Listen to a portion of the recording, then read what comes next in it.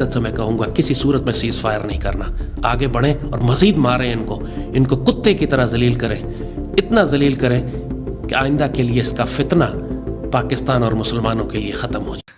कहता है जो जंग हुई है ना 2-4 दिन हमने गेम प्ले किया है, फिर उसके बाद इंटरनेशनल प्रेशर आया कि भाई न्यूक्लियर वेपन है, तुम क्या कर रहे हो, अगर वेपन चलाओगे तो ये वेपन आप चला ही नहीं सकते, ये ऐसी ये अल्लाह ना करे ये इस तरह की जंग हो और न्यूक्लियर वेपन की, वो अल्लाह जानता है कि ज़मीन में क्या होना है और ज़मीन आगे कहाँ जाएगी, इंसानों का क्या हाल होगा।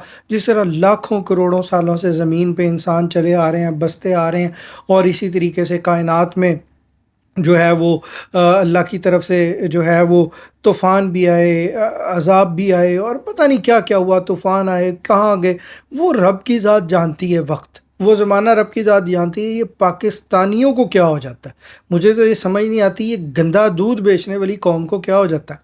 ठीक है, इनको कोई ना कोई जज़्बाती बात ऐसी चाहिए होती है और इस तरह के जज़्बाती नमूने पैदा हो जाते हैं। अब ये बात कर रहा है कि मारो, मारो इनको, आगे बढ़कर सीज़ फायर ना करो, इनको मारो।